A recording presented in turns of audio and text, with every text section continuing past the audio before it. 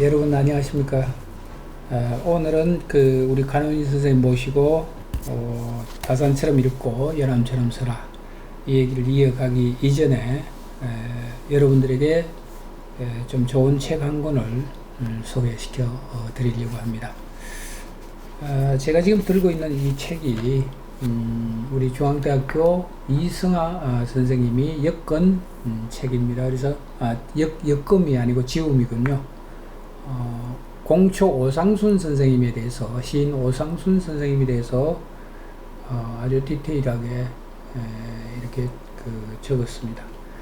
꼼꼼히 이렇게 읽어보시면 오상순 선생님이 가지고 있는 문학적 세계와 우리들에게 주는 메시지, 이런 것들이 이 비가 오는 이 여름철 장마에 위안이 좀 될 것 같다라는 생각이 들어서 여러분들에게 좀 소개를 시켜드립니다. 출판사는 나남이라고 하는 출판사입니다.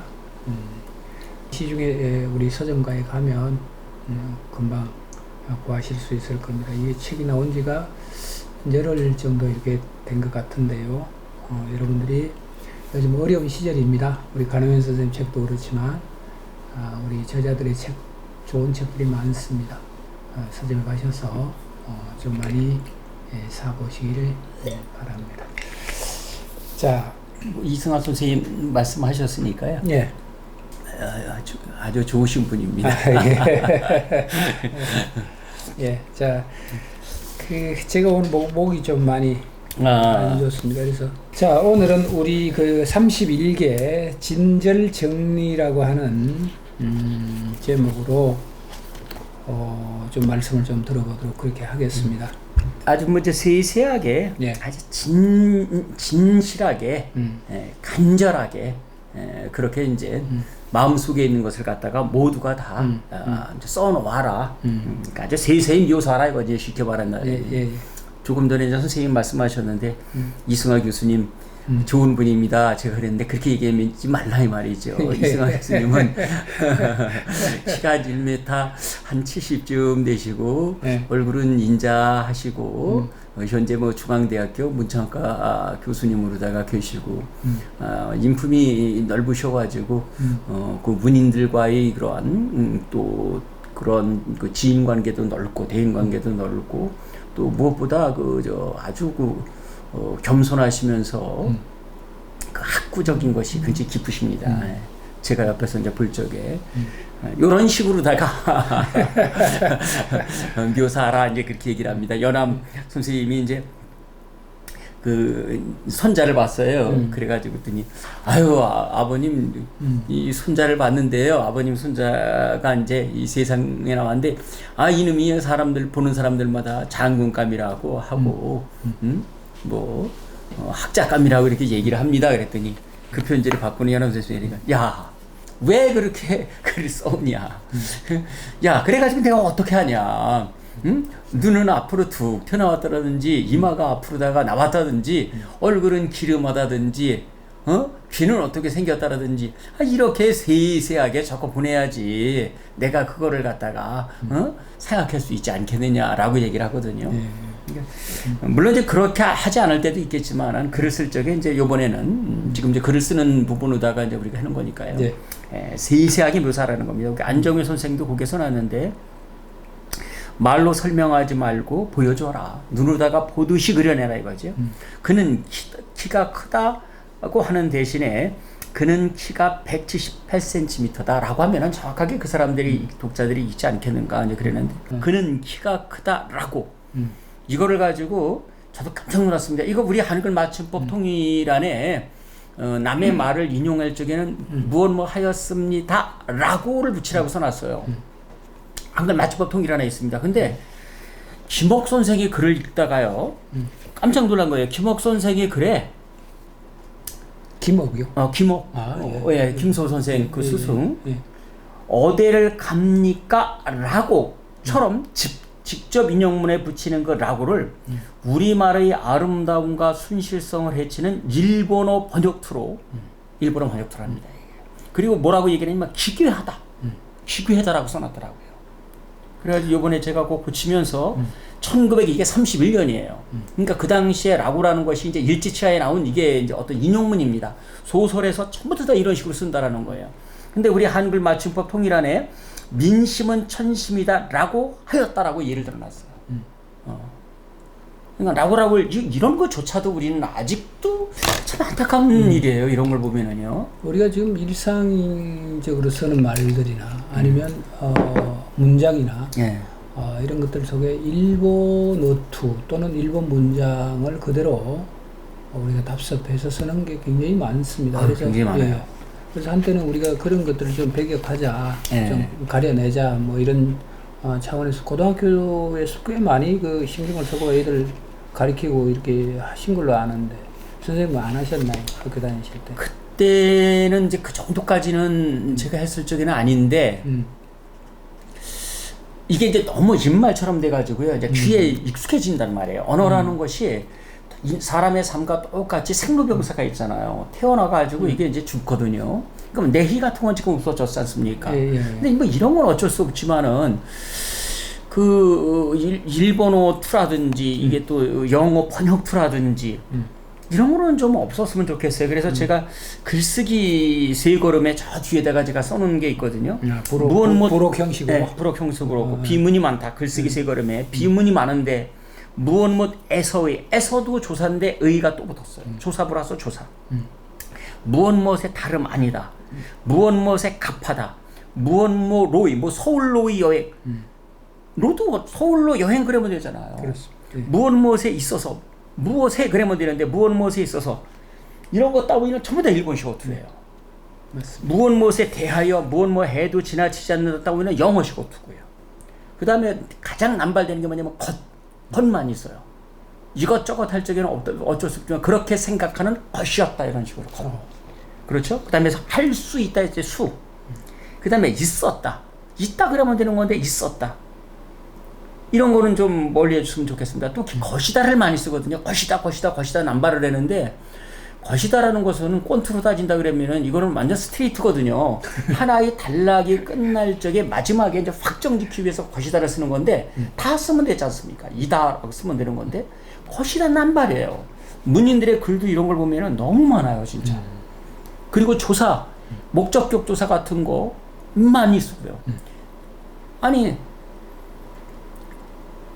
나 간다 그러면 되거든요. 근데 내가 간다예요. 나 간다? 우리 말을 적에 나 간다 그래야지 내가 간다 그러지는 않는단 말이에요. 이 가라는 주격조사도 남발. 목적격사 을을 같은 거는 그냥 아주 이건 남발의 남발이에요.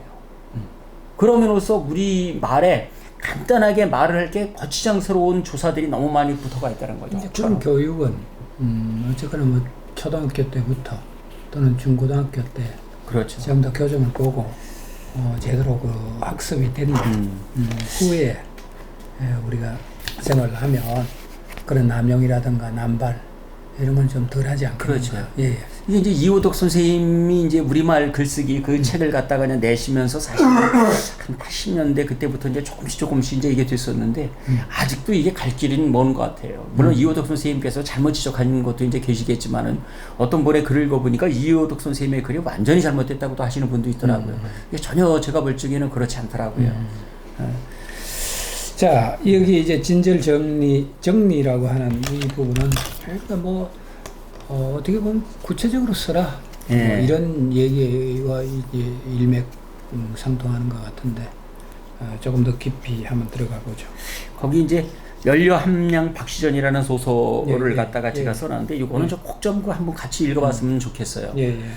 이 연료 함량 땅에 사는 박씨의 전이라는 거거든요. 근데 이 연암 선생님이 그 함량으로다가 이제 군수로다가 이제 내려갔습니다. 거기 내려가가지고 그 박씨 함량 땅에 사는 그런 박씨라는 여자가 그 시집을 가가지고 죽었어요.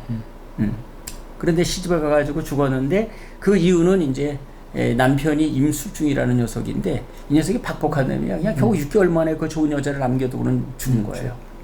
그러니까 3년상을 대상을 치르고는 이 여자가 자결을 한 거예요. 사실은 이 연료라는 제도의 모순이 나타난 거는 임진왜란 이후입니다. 임진왜란 이전에는 연료가 거의 없어요. 왜냐면 시집가면 되는 거니까. 근데 임진왜란 이후에 이제 국가를 갖다가 어떤 안정적인 궤도로다가 끌기 위해서 흐트러진 민심을 잡기 위해서 우리는 국가라는 개념이 있잖아요. 나라를 하기 위해서는 집을 잡거든요. 국가. 이게 묘한 거죠. 집가자라는 말이에요. 집을 잡으려고 하니까 삼강오륜을 갖다가 강조를 한 거예요. 국가 차원에서. 삼강오륜이 그때 강조되거든요. 그래가지고 심지어는 자기 남편을 위해서 허벅지 살을 갖다가 해줬더니 구워서 줬더니 그걸 먹고 나갔더라 뭐 이런 거. 이거 터무니없는 일이잖아요. 그러니까 심청이가 있을 수밖에 없어. 이게 삼강행실도의 그림으로 그려져 있어요. 이걸 그림으로 그려서 전국에 반포를 한 거예요. 한글로다가 해가지고요. 이게 연료가 조선 후기에 많이 나와요. 이 여자들 뭐 시집도 못 가보니와 집안에 있어도 이거는 참 골칫덩어리라는 말이에요. 그러니까 연료전이 이제 그때 대부분 다 조선 후기에 이제 나와 있거든요. 그러니까 네. 국가 차원에서 과부를 갖다가 이제 이걸 다스리는 거예요. 그러니 이 여자들이 어떻게 해요? 차라리 죽는 게 낫고 그렇죠. 그때 그러면 이 연암 선생님이 그걸 써준 거예요. 연료 함량 박시전을 써줬는데, 근데 이 여자는 이 아전의 딸이에요. 옛날에는 이제 뭐 연료를 그 남편이 죽은 뒤에 지키는 것도 그 이제 양반 사대부가나 하는 것이지 일반 사람들은 하지 않았었어요. 조선 중기 이전에는. 여하간에 이 글을 써놓고는 글을 쓰고는 그 앞에 이 얘기를 집어넣은 거예요. 그러니까 원래 제목은 연료 함량 박시전 병서에 병서는 나란히 글이 흘러간다라는 거예요. 그 앞에 그 연료 함량 박시전 요런 이야기 이제 이 함량 박씨가 이제 시집을 가가지고 임수중이라는 사람을 만났는데 16세 시집을 가가지고 만났는데 남편이 죽어가지고 대상날 대상을 치르고는 죽었다 요런 얘기를 써놨는데 그 앞에 이 얘기가 들어가 있는 거예요. 어떤 과부가 있었는데 이 과부가 훌륭하게 장성한 두 아들을 갖다가 키웠어요. 아주 그리고 내 나라에서 중신입니다. 이 두 아들이. 근데 하루는 얘기를 하는 거예요. 아, 형님, 요번에 그 아무개라는 사람이 있지 않습니까? 근데 그 아무개를 벼슬을 올려줘야 되는데, 그 어머니가 과부잖아요. 근데 아주 소문이 그 좋지 않다는 말입니다. 이걸 어떻게 하면 좋겠습니까? 이런 얘기를 하는 거를 이 어머니가 들어요. 그리고는 두 아들을 불러요. 그래 놓고는 이 주머니 속에서 허리춤에 착해서 허리춤에 있었던 거를 갖다가 이렇게 풀러가지고 보여줍니다. 꽁꽁 싸매놨던 거라. 엽전이에요. 근데 엽전이 다 만들만들 자랐어요. 이분이 과부란 말이에요. 남편은 죽었고 이분이 하는 얘기를 한번 들어보세요. 그 두 아들을 놓고 장성한 두 아들을 놓고 나라의 중신입니다. 그 아들을 놓고 하는 얘기하는 거예요. 가물가물한 등잔불이 제 그림자 초문하는 고독한 밤에는 새벽도 더디오더구나. 처마 끝에 빗방울이 뚝뚝 떨어지고 창가 비치는 달이 흰빛을 흘리는 밤. 나뭇잎 하나 뜰에 흩날리고 외기록이 먼 하늘에서 우는 밤. 멀리서 타구는 소리도 없고 어린 종려는 코 깊이 골고 가물가물 초름도 오지 않는 밤. 내가 누구에게 고충을 하소연하였겠느냐. 나는 그때마다 이 동전을 꺼내어 굴리기 시작했단다. 방 안 두루 돌아다니며 둥근 놈이 잘 달리다가도 모퉁이 만나면 그만 멈추었지. 그러면 내가 이놈 찾아서 다시 굴렸는데 밤마다 5번씩 굴리고 나면 하늘이 밝아지곤 했단다. 10년 지나는 동안 그 동전 굴리는 숫자가 줄어들었고 다시 10년 뒤 닷새밤 걸로 한 번 굴리고 때로는 열흘밤에 한 번 굴리게 되더구나. 설기가 이윽고 쇠약해진 뒤에야 이 동전을 다시 굴리지 않게 되었단다. 그런데도 이 동전을 10겹이나 싸서 20년이 지난 오늘까지 간직한 까닭은 그 공을 잊지 않으려고 하기 때문이야. 가끔은 이 동전을 보면서 스스로 깨치기도 한단다. 자, 이건 무엇을 말하는 거야? 과부에게도 똑같이 정욕이라는 게 있다는 거잖아요. 이게 인간인데. 그 인간이잖아요. 그렇죠. 인간. 이런 거를 지금도 쓰기 어렵잖아요. 이걸 누가 썼습니까? 이거 200년 전에 쓴 거예요. 연암 선생이. 그러니까 여자에게 정욕이 있다 이거야. 그런데 그러니까 뒤에 연료 함량 박시전 이야기는 잘못됐다라는 거예요. 그 여자가 왜 죽어야 되느냐? 겨우 16, 17 먹은 애들이 시집 가가지고 왜 죽어야 되느냐? 그 똑같이 인간에게 정욕이 있는데 그거를 지금 지적하는 거잖아요. 저는 그래서 이 연료 함량 박시전 병서와 같은 그런 전 세계 어디에 내놓아도 전 빠지지 않는다고 생각해요. 정말 이거는 뭐 셰익스피어의 함릴, 오델르, 맥베드 다 합쳐더라도 전 세계 어느 사람들이나 해당하는 그렇잖아요. 남녀노소를 다 해당하는 거잖아요. 정말 멋진 글이라고 생각합니다. 여기는 뭐 아주 진절정리잖아요. 그 여자 과부의 서름 어떻게 이렇게 잘 표현을 해놓을 수가 있느냐 말이에요. 그렇습니다. 뭐 여기에 한 선생님 말씀을 하셨는데 인간이 가지고 있는 뭐 생각들이나 아니면 그 생각을 통해서 일어나고 있는 그 마음이야 뭐 다 똑같지 않겠습니까? 남자나 여자나 뭐 그렇죠. 네, 다 똑같은데 그걸 이제 구분해서 자꾸만 억압을 하려고 하는 것 자체가 문제죠. 그러니까 도덕이 잘못된 도덕이죠. 맞습니다. 도는 길이고 덕은 인간이 살아가야 할 그런 것을 덕이라고 그러잖아요. 그러니까 덕이 가는 길이 도덕인데 도덕 교육이 잘못된 거예요. 자, 가서 이런 것을 이제 활법이라고 그래요. 활법. 활법. 활법. 살아있다 이거죠. 글쓰기가 살아있다. 그림과 같이 아주 그림같이 생생하다라는 겁니다. 아니면은 진짜 살아있는 것처럼 생생하게 그렇게 그려놨다라는 얘기죠. 자, 이건 지금 활법이라고 한다면 그 뒤에 이제 묘사 뭐 얘기도 좀 이제 맨 처음에 이제 어떤 뭐 독립 묘사라든지 이제 소설 같은 게 시작될 때 이제 그런 게 있잖아요. 근데 이제 우리는 어떤 장황한 묘사를 하면 그거를 건너뛰고 막바로 다 들어가려고 그런단 말이에요. 그런데 그게 그 유혹하는 글쓰기라는 이제 스티븐 킹의 이제 그 책을 보니까 제가 볼 적에는 글쓰기 책 중에서는 가장 잘 썼어요. 유혹하는 글쓰기가 잘 썼는데 2분의 1이 자신의 삶을 묘사하는 거예요. 자신의 삶을 그려놓은 거예요. 그러니까 막 생생하게 묘사가 되죠. 자기가 어렸을 적에 어떤 그 집에서 이제 있는 그 이제 일을 해주는 이제 뭐 우리로 말하면 이제 식모죠. 옛날에 식모죠. 그런 여자가 있었는데. 우리 엄마가 이제 출근하면은 나를 깔고 앉아가지고는 방귀를 뿡야뿡야 껴댔다 뭐 이런 아주 잡스러운 것을 쭉 써놨어요. 그리고는 나중에 그 중간 이후에 써놓은 이유가 뭐 사람이 왜 이렇게 길게 자기 자신의 얘기를 써놨는가 그랬더니 자기는 소설을 쓰는데 유적발굴자라는 거예요. 이미 내 옆에 다 있다. 내 옆에 있는 이야기를 내가 캐내는 것이지 내가 무슨 여기에서 어떻게 글을 쓰겠다고 해가지고 전개를 갖다 만들어 놓고 개요도를 짜가지고 쓴 게 아니다. 근데 우리는 개요도부터 짜라고 그러거든요. 사실 학교에서요. 그거 자체가 잘못된 거죠. 왜냐면 그러면 살아있는 글이 안 나오잖아요. 거기에 맞춤 글은 나오지만은 그렇잖아요. 그러니까 레디메이드 인생처럼 맞춤 인생이고 맞춤 글이지 그것은 그냥 내가 보는 게 있으면은 내 주변에 있는 이야기들 내가 어떠한 마음을 가지고 주변에 보느냐에 따라서 그것은 전부 다 살아온 내 삶이 되잖아요. 제가 오늘도 여기서 수업을 하는 것은 60년 인생에 걸어와서 여기서 수업을 하는 것이지 단순하게 간호인이라는 사람이 여기 와가지고 수업하는 건 아니잖아요. 맞습니다. 아마 스티븐 킹도 그런 의미에서 이제 묘사를 쓴 것 같아요. 네. 뭐 어떻게 그럼 하면 되느냐 스티븐 킹이 거예요. 머리에 처음 떠오르는 사실부터 적으면 된다. 무엇을 갖다 쓰려고 할 적에. 그래서 이제 이 활법이라는 건 살아있는 것은 그림도 이제 그러거든요. 그림에서 화론이 있는데 그 화론이 그 이형사신이라고 그래요. 동진의 화가인 화론 그림에 대한 그리는 이치 논리. 뭐 글씨는 글을 쓰는 법이 있어도 안 되고 법이 없어도 안 된다고 이제 추사 선생은 얘기했지만은 화론도 따지고 보면은 거기에 맞추면은 되지 않겠죠. 근데 그런 걸 알려주는 거죠. 이제 이렇게 쓰는 것이 있다. 그 중에 하나가 바로 이제 이형사신인데 정신을 강조하는 거예요. 핵심적인 키포인트를 찾아보는 거죠. 그러니까 세안도라는 그림이 있잖아요.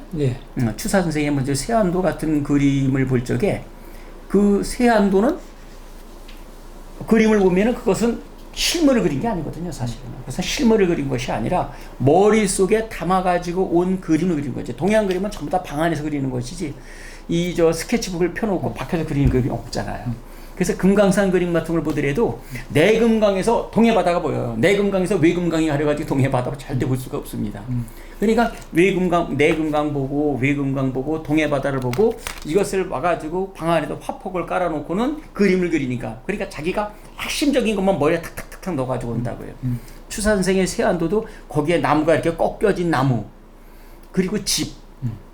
그 집에 잘 보면은요, 세안도 잘 보시면은요, 그걸 우측에서 집이 여기 있으면은 집이 이렇게 있으면 이쪽에서 본 거예요. 이쪽에서 본 그림이거든요. 그런데 그 집 안으로다가 들어가는 것은, 요쪽에서 봐야만 그 집 안으로다 들어가는 게 되어 있어요. 그게 보여요. 그러니까 이쪽에서 본단 말이에요. 그러면 어떤 한 면을 갖다가 이분이 보고 그리는 게 아니라는 걸 알 수가 있는 거죠. 집 안으로다 들어가는 문은 이쪽으로다가 된 것으로 봐가지고는 이쪽에서 봤는데, 전체적인 그림은 이쪽에서 봤다는 말이에요. 그러니까 방 안에 앉아서 이제 그려신 거겠죠. 그것을 갖다가 이영사신, 핵심적인 거, 꼭 그려야 할 만한 거, 그것을 갖다가 머릿속에 넣어가지고 오는 것을 이제 이영사신이라고 그러거든요. 그래서 형은 인물이나 사물의 외제, 그거 표상하고 있는 거, 구체적인 거, 가시적인 거, 그리고 여기에다 신을 집어넣는 거예요. 신. 정신을 집어넣는 겁니다. 내재적이고, 본질적이고, 추상적이고, 비가시적인 거. 그 세안도 같은 데는 날이 세안 연후에도 잣나무라든지 소나무라든지 이런 거는 절개를 지키잖아요. 그러니까 상록수죠. 그 상록수의 지조를 그리기 위해서 그 나무, 그리고 위가 이렇게 딱 쉬어 있는 거, 아주 굳건한 그 모습을 갖다가 머릿속에 넣어가지고 온 거죠. 그리고 그 집 같은 건 대충 그려놓은 거예요. 따지고 보면은요, 그런 집이 있는지 없는지도 잘 모르겠고요. 옛날 집이 그렇게 생기지도 않은 것 같아요. 그냥 대충 그려놨더라고요. 그런 것이 바로 이제 이영사실. 주사 선생님한테 좀 그림을 그리시려면 좀 구체적으로 그리시지. 그거 대충 그려가지고 후배 사람들이 그 헷갈리게 그렇게 하시냐고 하면 따져 물어봐야 되겠어요. 이거 무슨 돌아가신 뒤에 문제시니까. 추사 선생님이 야 인마 나는 잘 그렸는데 네가 해석을 지금 그렇대게 그럴지도 모르는 거죠. 어찌됐건 그것은 이제 이영사신이라고 이제 하는 거죠. 그것을 갖다가요. 그러니까 우리도 여기서 이제 한다 그러면 조그맣게 한다 그러면 그 형은 가물가물한 등잔불, 앞에서 본 거는 처마 끝에 떨어지는 빗방울, 외기러기가 처마에서 우는 밤, 어린 종년 코 고는 소리, 동전 굴리기, 이런 것은 형이죠. 요거를 갖다가 신을 갖다가 만나게 한단 말이에요. 신은 뭐냐면은 과부 내면에 있는 은결진 소리, 요건 안 보인단 말이에요. 그거는 그거를 찾아다가 그려놓은 거죠. 아까 추사의 세안도 같은 경우라 그러면은 거기서 신은 뭐냐 그러면 그 나무예요. 나무 속에 들어있는 절개죠. 나무는 매우 모지만한 그 눈이 내린 데서도 고고하게 그 한 그루 서 있는 그런 낙낙장성, 여기에 신이 들어있는 것이죠. 신. 그렇군요. 하나 저기 힘드신데 제가 말 한마디 더 할까요? 예. 오늘 선생님 다 얘기하셔야 돼요. 그 명화가 있어요. 명화. 어린아이가 밥을 먹는 그림이래요. 어린아이가 밥을 먹는 그림인데 아주 잘 그렸다는구만. 아이가 입을 이렇게 벌리고 있고 할아버지가 그 아이에게 이렇게 밥을 먹여주는 그림인데 그냥 밥알이 살아있는 거예요. 근데 이렇게 보더니 에휴 이건 명화가 아니야. 잘 그린 그림이 아니다. 잘 그린 그림이 아니라는 거지. 이영사신이 아니라는 것이죠. 그려놓기는 그려놨는데 사진 찍듯이 그려놓기는 그려놨는데 이거는 할아버지가 지금 손자에게 밥 먹여주는 그림 아니냐. 그런데 할아버지 마음이 없잖아. 네 속에서 할아버지 마음을 읽을 수가 없잖아.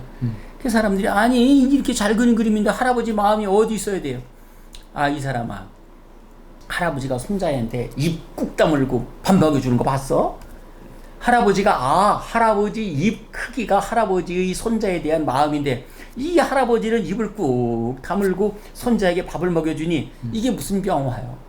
그 얘기는 우리가 뒤집어서 가만히 생각하면 정말 그 할아버지가 손자를 사랑하게 되면 손자의 입 놀림에 따라서 할아버지 입도 오물오물하거나 아니면 뭐 이렇게 움직이고 이렇게 했을 건데 그런 모습이 안 보이니 아까 이제 선생님 말씀하신 것처럼 마음이 실리지 않는 그냥 무감정한, 그렇죠. 무감정한 그 몸이 건조한 그 모습은 아주 꽤 잘 사실적으로 그렸다고 하더라도 거기는 정서가 들어가지 않아서 아무 느낌이 없는 그림이다. 그렇죠. 예.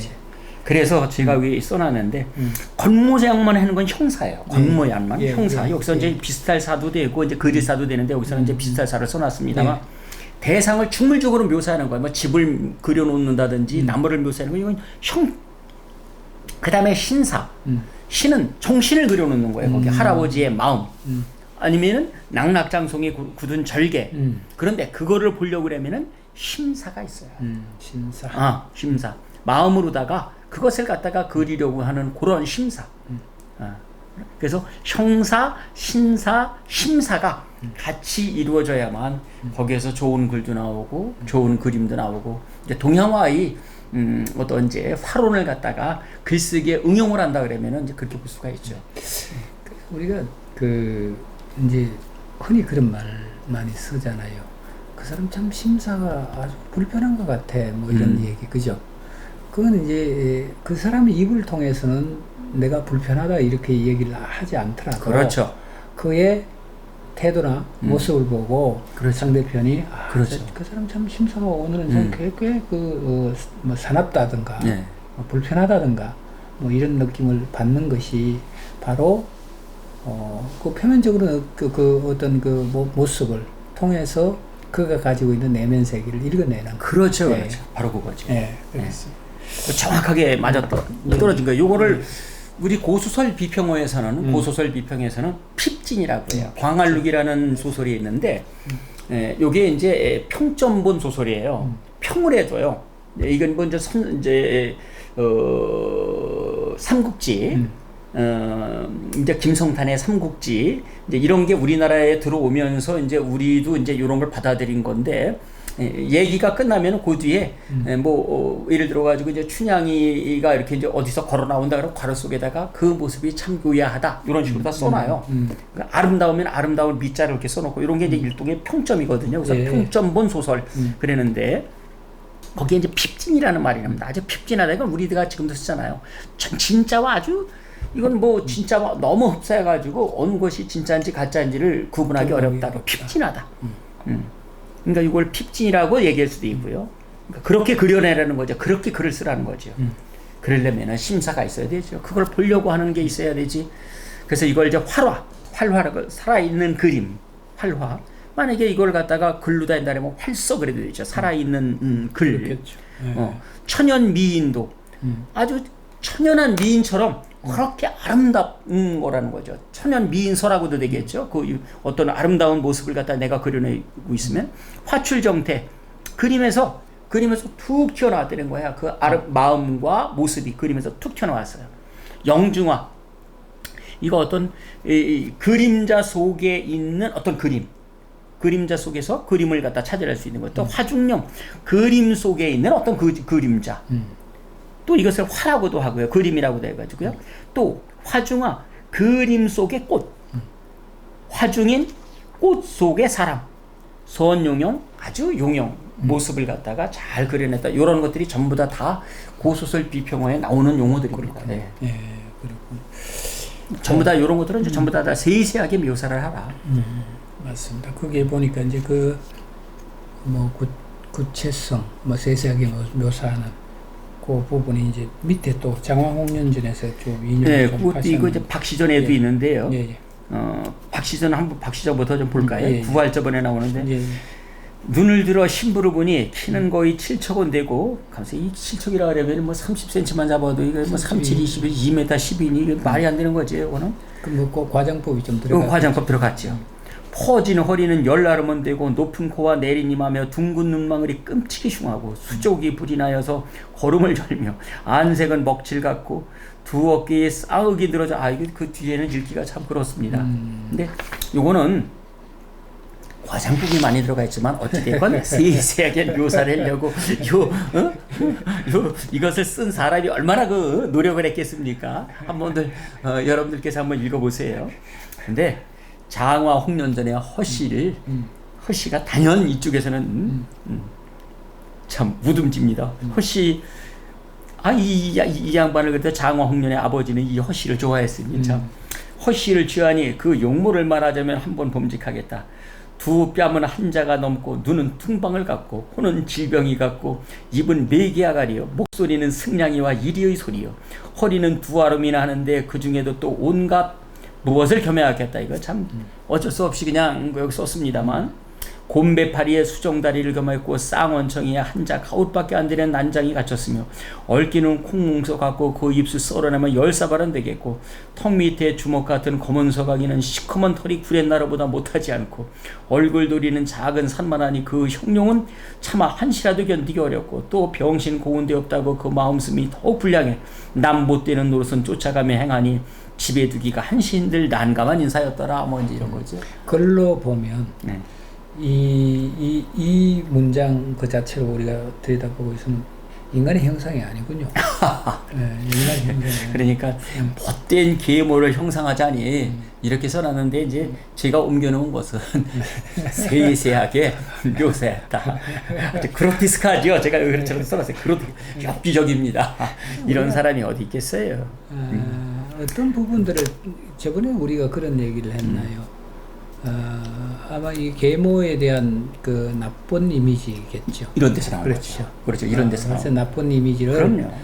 굉장히 극대화시키기 위해서 예. 이렇게 이제 과장법도 쓰고 이렇게 합니다. 그럼 상대적으로 그 계모로부터 핍박받은 그 자식들이라든가 그 있잖아요. 그런 아이들의 사람들의 선을 돋보이게 하기 위해서 이 허씨라고 하는 그렇죠. 외형을 이렇게 또 극대화시키는 장화홍련전이 굉장히 널리 퍼진 소설이거든요. 그렇습니다. 박시전도 뭐 엄청 퍼졌어요. 베스트셀러예요. 베스트셀러고 이게 일제치하까지도 이제 베스트셀러인데 이렇게 된 것은 뭐 그때도 한번 말씀드린 적이 있지만은 홍길동전에서도 그러잖아요. 서울은 아버지를 아버지라고 부르지도 못해요. 장자 우선주의 아니에요. 모든 재산이 다 장자에게 가는데 그것도 적자손이 아니라 어떤 그 이복이라 그러면은 그 아이가 뭘 가지고 먹고 사냐는 말이에요. 그렇잖아도 사회에서도 냉대인데 그러니 엄마 입장으로는 자기 자식을 위해서 독해줄 수밖에 없어요. 그거를 같이 겸하셔야지 우리의 사회의 조선 사회의 구조적인 문제를 봐야지 사회가 사실은 그 사람을 그렇게 만들어 놓은 거잖아요. 그렇잖아요. 사회가 첩이라는 것을 만들어 놨는데 첩을 갖다가 잘못했다고 하면 되겠어요. 그러니까 연암 같은 분은 이용, 후생, 정덕을 얘기해요.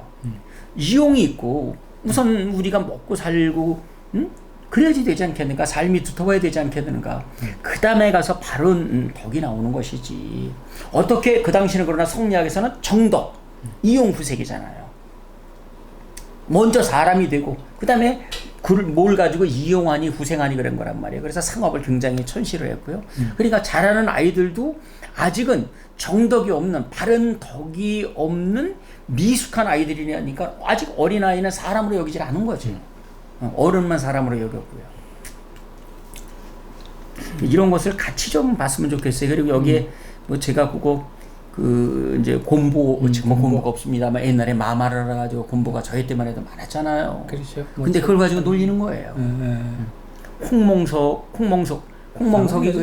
요즘 아이들은 그 곰보 뭐 이런 거는 상상도 못하고 그렇죠. 보지를 못했으니까 그렇죠. 뭐 저게 무슨 소리야 이렇게 할 건데 그 일종의 천년두를 그렇죠. 알았던 거죠. 그렇죠. 그 후유증으로 이제 열병을 앓고 난 뒤에 딱지가 물집이 생긴 자리에 딱 딱지가 지면 그것이 이제 흉터처럼 남아서 우리가 그걸 보고 근데 그 곰보 타령도 있었어요. 예. 곰보 딱지 나는 싫어 아따 실컷들랑 그만둬 이런 노래도 있었으니 우리가 그 어떤 좀 약간 몸이 불편한 사람들의 이렇게 여기는 우리 사회적인 그러한 게 있다고 봐요.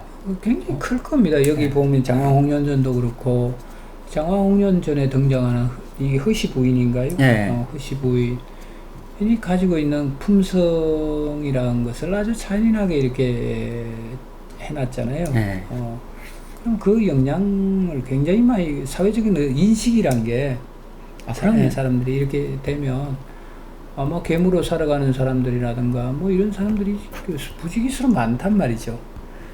무슨 이 일만 터지면 이것이 이제 이미지화돼서 오브레이드 네. 돼서 그걸 좀 그 나쁘게 얘기하고 이렇게 하는데 아마 이제 이런 부분들은 지금은 좀 덜하지 않나요? 지금은 좀 덜하겠죠. 근데 예. 이건 서양도 마찬가지예요. 돈키호테가 음. 라만차의 돈키호테가 되는 거, 그 비로 먹은 말을 타고 풍차를 향해서 돌진한다는 게 말이 안 되잖아요. 그런데 이 돈키호테가 그 당시 무슨 책을 봤냐면 그 당시에 이상적인 기사도 소설이 많았어요. 그게 나와요. 돈키호테 원문을 읽어보면은요. 돈키호테가 그러한 소설을 봤기 때문에 자기와 그 소설 속에 있는 인물과를 동일시하는 거예요. 마담 보바리도 마찬가지고요. 그런 여인들이 많았거든요. 근데 너무 이것이 유행을 하다 보니까 자기도 모르는 사이에 거기에 편성돼 가지고 그러지 않는가. 어제 제가 아웃랜드라는 그 영화를 봤는데, 아웃랜더 이방인이라는 그런 뜻인데요. 그 이제 스코틀랜드하고 저기 영국하고 이거 이제 제커바이트라는 것이 있고 이제 스튜어트 왕조하고 이제 이렇게 연결이 되고 그러는 거예요. 그런데 상당히 지루해요. 상당히 지루한데 그걸 갖다 맨 처음에는 굉장히 지루하게 나갑니다, 진짜. 맨 처음에 지루하게 나가는데 나중에 가만히 보니까 한 장면을 그냥 20분, 30분씩 해요. 근데 그게 전부 다 이유가 있더라고요. 그거를 갖다 하니까 이게 역사를 세세하게 날실과 시시를 갖다가 교직을 해가지고 나가는 거예요. 그러니까 또 우리는 그렇지 않잖아요. 빨리 뛰어넘어 다음 단계로 가야지 돼. 뭔가를 갖다가 확인해보고 싶어. 근데 이게 아니라 그 영화 속에, 그 드라마 속에다가 그 나라의 역사와 문화를 갖다가 싹 녹여내는 거예요, 완전히. 그래서 그러한 상황을 할 수밖에 없었다.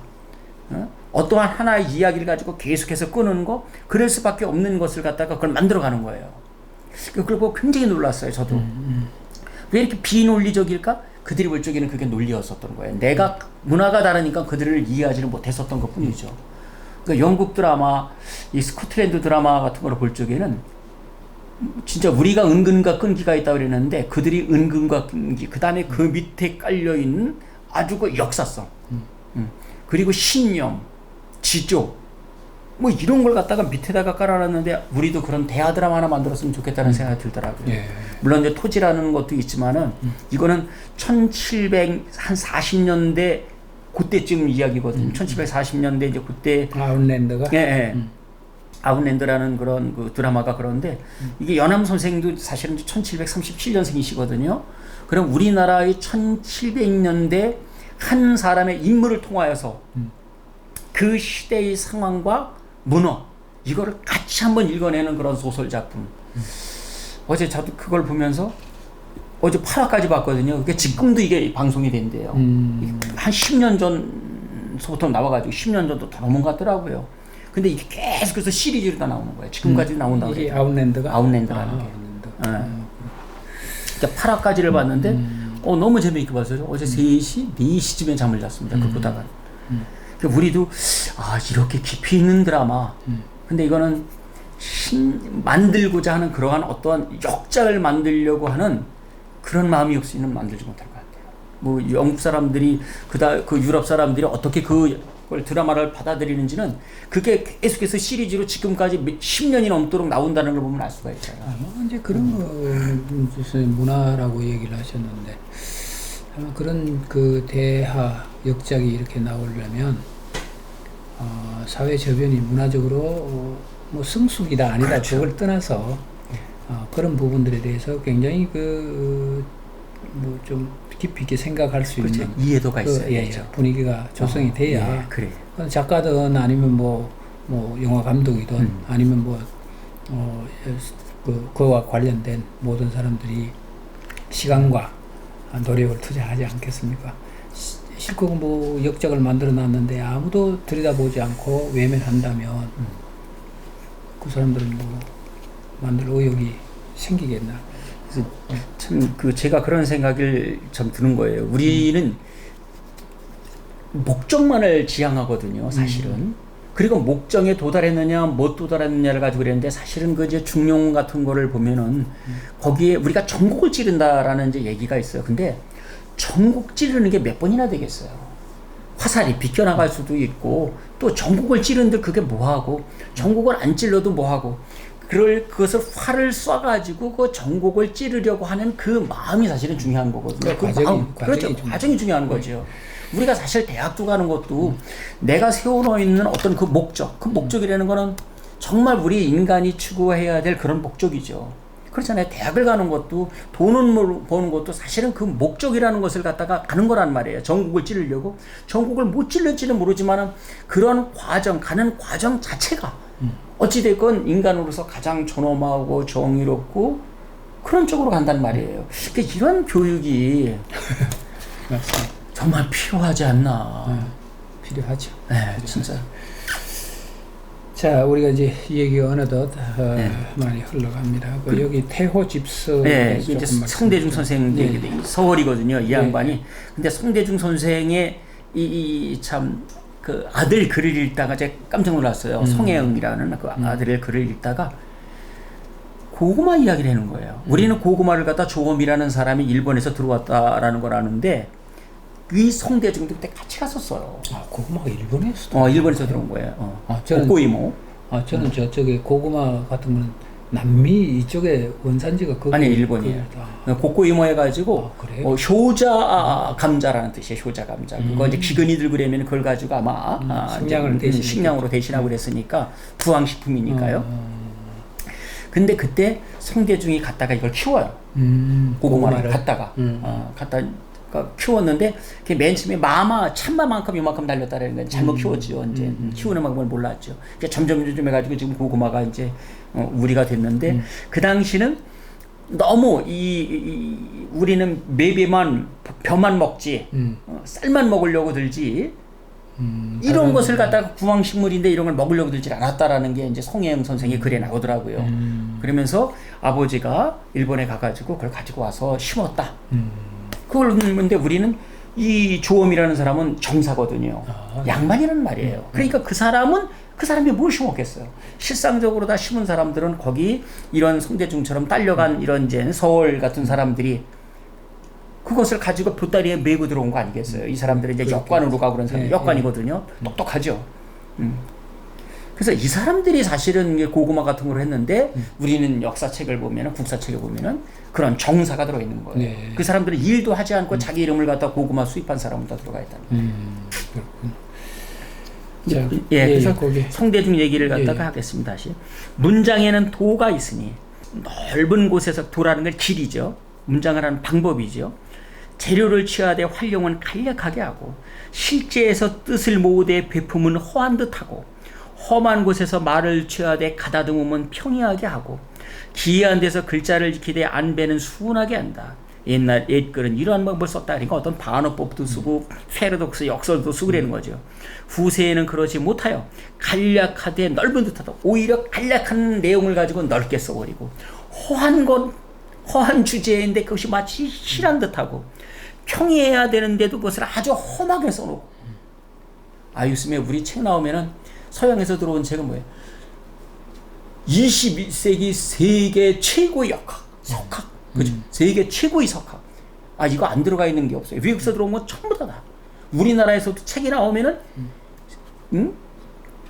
2020년 최고의 그 베스트셀러. 최고? 참 너무나 많이 써먹죠. 선생님 말씀이 호칭에 말의 인플레이션 시대가 됐다. 뭐든지 이렇게 호칭을 높이 말 이렇게 쓰면 그러면 높여주면 되잖아요. 마음속으로. 근데 그러지 않는단 말이에요. 사랑합니다 고객님들 제가 제일 못마땅한 게 그 사랑이라는 말, 나 당신 사랑합니다 말 한마디도 못하고 죽은 부부들도 많아요. 그게 얼마나 어려워요 사실은 사랑합니다 말하기가. 그런데 아무데나 아무런 의미도 없이 사랑합니다 고객님? 이건 진짜 이게 뭔지 모르겠어요. 선생님은 그 아침 저녁으로 사랑합니다 이렇게 얘기하세요? 사랑합니다 말한 적 거의 없어요. 그러니까 그 백화점의 아가씨가 그 선생님 대신해서 사랑 얘기 대신 해주잖아요. 자, 좋습니다. 여기 들어가서 문장의 도 한번 다시 가보죠. 그러니까 지금과 같은 것은 간략한 건데 넓은 듯하고 허한 듯한데 실한 듯하고 평이한 듯한데 험하고 순해하는데 기이하게 하는 거예요. 이런 그 호칭 인플레이션 같은 것들이요. 그렇군요. 네, 공무원들이 거기 가면 민원인들을 갖다 민원인이라고 그러면 되잖아요. 네. 다 선생님이에요. 다 선생님. 선생님을 통해서 우리가 선생님이라는 호칭을 통해서 꼽히는 사회가 되면 됐죠. 그러면 좋죠. 자, 오늘은 우리의 진절 정리라고 하는 예. 부분에 대해서 이제 얘기를 쭉 들었는데요. 이것은 아마 글쓴이인 이에게는 특히 더 이게 아주 절실하게 이렇게 오는 얘기일 겁니다. 구체적으로 뭐 이렇게 관념적으로 얘기하지 말고 구체적으로 뭐든지 얘기를 해야 정확하게 전달이 되고 거기에 따른 생각이 동반이 된다. 이런 말씀입니다. 자, 우리 또 글쎄 마무리를 해야지 되겠죠. 예. 그래서 제가 슈슈원 전묘라고 해가지고 이제 제 소재를 갖다가 이게 이제 이상 선생의 글이 있어요. 그것을 갖다가 패러디 해가지고 제가 써놓은 건데 제 소재를 나름대로다가 진절 정리하게 제가 묘사해 보려고 했으니 한번 읽어보시고요. 이거 서양도 아멜린 노통부라는 그러한 아주 예쁘장하게 생긴 이런 얘기도 하면은 이것도 안 된다고 그래도구만요. 성차별적인 발언이니까 하여튼 아멜린 노통부라는 그런 작가가 있는데 여성입니다. 굉장히 아주 센스가 있는 그러한 글을 쓰는데 배고픔의 자서전이라고 있는데 그 배고픔의 자서전도 한번 꼭 좀 읽어보면 좋겠습니다. 조그만 아이가 꼬마 계집 아이가 6살밖에 되지 않는 아이가 자기가 거울을 보면서 먹는 모습을 갖다가 써놨는데 정말 아주 어휘가 살아서 이렇게 팍팍팍 펴가는 것 같아요. 여러분들도 이 글을 오늘 시청을 하신 분들이 그런 글을 쓰도록 한번 노력을 한번 해보시죠. 아마 이게 요 뒤편에 이제 보면 선생님 문장이 아주 간결하고 깨끗하게 잘 이렇게 표현된 게 있습니다. 그래서 이 책을 혹시라도 서점에 구입하시는 분들은 오늘 이 시간에 다 해드리지 못한 말씀 중에 우리 강원일 선생님이 문장 정리를 이렇게 휴휴한 전묘라고 하는 문장 정리를 이렇게 아주 참 잘 해 놓으셨습니다. 깔끔하게 이렇게 해 놓으셨습니다. 그래서 한번 읽어보시기를 권해 드립니다. 이거는 한 말씀 드릴게요. 예. 아까 말씀드렸는데 이상의 조춘전묘 일찍이 이제 봄이 오는 것을 갖다 점점이 묘사했다라는 거거든요. 점점이 묘사해 놓은 거예요. 그래서 그거를 보고 이상 선생의 글을 보고 제가 이제 제 시슈원 전묘라고 해서 이제 쓴 겁니다. 우리말에 뭘 하려면 똑 이같이 하렸다 이런 그게 어디 국악에서 그런 게 나오나요? 아주 고전 중에 그런 얘기가 나오는데 그것처럼 아마 문장 표현이라든가 이런 것들을 하려면 아마 휴휴한 전묘라는 글도 한번 참고해서 여러분들이 좋은 문장을 한번 써보시도록 권해드립니다. 자, 오늘 우리 간호인 선생님 모시고 비도 오고요. 또 들리는 이제 여기저기 물난리가 나서 참 많이들 고생을 하십니다. 좋은 말씀 이렇게 해주셨고 다음 주에도 또 좋은 말씀으로 이어가도록 하겠습니다. 감사합니다.